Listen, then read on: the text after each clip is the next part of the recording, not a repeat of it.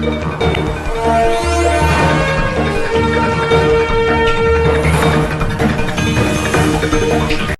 परिसरातील घडामोडी पाहण्यासाठी पाहत रहा आमची मुंबई न्यूज।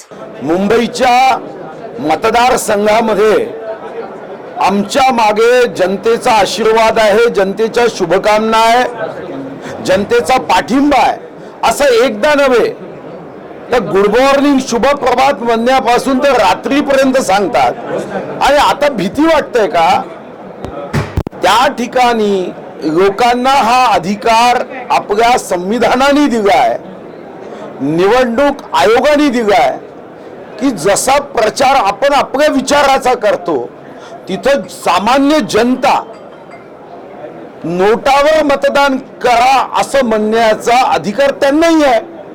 आणि कोणी म्हणतंय नाही, कोणी नोटा अधिकार सांगितल्याने वापरणार नाही। जर जनतेला जे योग्य वाटेल ते होईल। जनतेला जर असं वाटलं उद्या की आम्ही इथं निवडणुकीत उभे केलेले उमेदवार हे अयोग्य आहे तर ते त्यांचा अधिकार वापरतील। आता जनतेच्या अधिकाराच्या संदर्भातही तुम्हाला जर पोटदुखी होत असेल तर जनतेने निश्चितपणे याची नोंद घेतली पाहिजे की लोकशाहीमध्ये हुकुमशाही प्रवृत्तीने राजकारण करणाऱ्या लोकांना कोणत्या पद्धतीचा धडा शिकवावा। नोटा ये हमें दिया हुआ वैधानिक अधिकार है।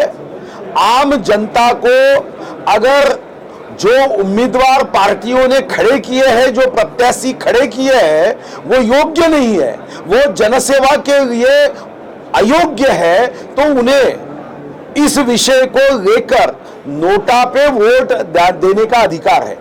और जो चुनाव जीतता है उससे ज्यादा वोट ये अगर नोटा को जाएंगे तो निश्चित रूप से इसका पुनर्विचार किया जाता है। यह अधिकार जनता को है, मतदाता को है। मुझे लगता है कि शिवसेना के प्रवक्ता ये जनता को प्रभावित करने वाले भाष्य क्यों कर रहे हैं? और शिवसेना अगर एक तरफ कहती है कि जनता के मन में है तो ये डर क्यों है? उनके मन में ये डर क्यों है कि कोई आम व्यक्ति जाके नोटा पे लोगों ने वोट करना चाहिए ऐसा कहने के बाद एक तरफ शिवसेना के इतने बलाढ्य नेता है, दूसरी ओर एक सामान्य व्यक्ति है। अगर वो शिवसेना से भारी हो रहा है तो शिवसेना ने इस विषय को लेकर आत्मचिंतन करने का समय आ गया है।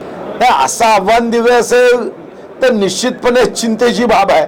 माननीय मुख्यमंत्री व माननीय उपमुख्यमंत्री महोदयांनी दोनही सन्माननीय सदस्यांना चर्चा करून त्यांनी एकमेकावर आरोप प्रत्यारोप करण्याच्या ऐवजी जनतेचे प्रश्न सोडवण्यामध्ये लक्ष द्यावं या पद्धतीची सूचना केली।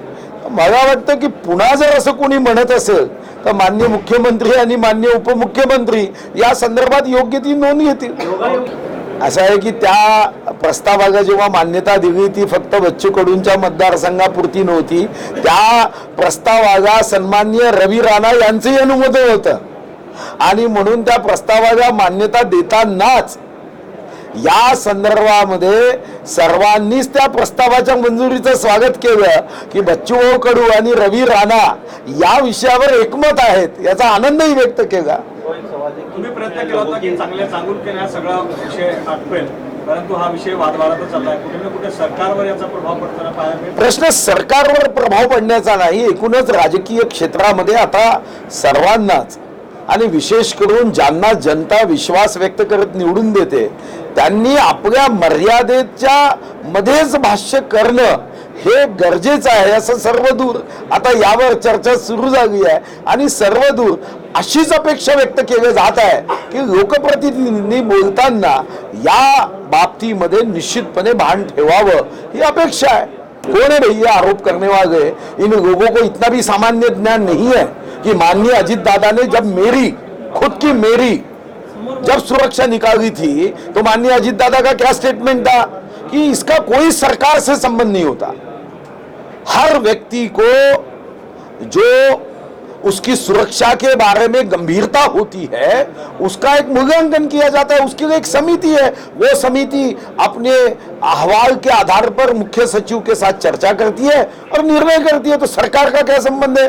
मैं अजीत दादा ने जो स्टेटमेंट 2 साल पहले दिया था वही स्टेटमेंट दोहराता हूं। सरकार का सुरक्षा के मामले में कोई प्रत्यक्ष संबंध नहीं होता। मैं अजीत दादा से सहमत हूं। तो स्वागत है पण लोकांचा त्यांच्यावर विश्वास बसेल अशी कृती करावी लागेल ना. शिवसेनेवर जनतेचा विश्वास त्यांच्या वैचारिक भूमिकेतून होता. त्यांची वैचारिक भूमिका ही काँग्रेस राष्ट्रवादी विरोधी होती. काँग्रेसच्या संदर्भात स्वर्गीय हिंदू हृदय सम्राट बाळासाहेब ठाकरे यांचं ते प्रसिद्ध आणि स्पष्ट वाक्य आहे, ज्या दिवशी काँग्रेसच्या सोबत जावं लागेल त्या दिवशी मी शिवसेनेची दुकानदारी बंद करेन.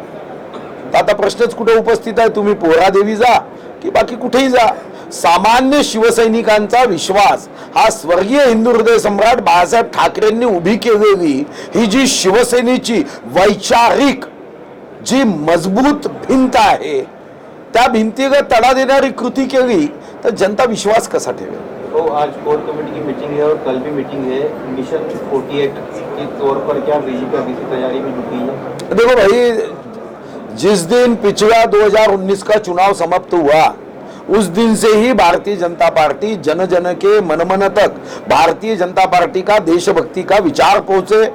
जो 5 वर्ष हम कार्य करते हैं वो सेवा कार्य, वो लाभार्थी तक पहुंचे. हम अन्न वस्त्र निवारा, शिक्षण, रोजगार, आरोग्य जो अनिवार्य आवश्यकता है पहुंचाने के लिए विश्व गौरव, देश गौरव नरेंद्र मोदी जी ने जो कार्यक्रमों की आखनी की है, जो योजनाएं बनाई है वो पहुंचाने का काम करते. तो कोई योजना सिर्फ चुनाव को मध्य रखते हुए नहीं बनाई जाती है. हमारा लक्ष्य चुनाव जीतने से ज्यादा आम जनता का दिल जीतना ही हमारा लक्ष्य है. कोर टीम उस पर चिंतन मंथन चर्चा संवाद करेगी.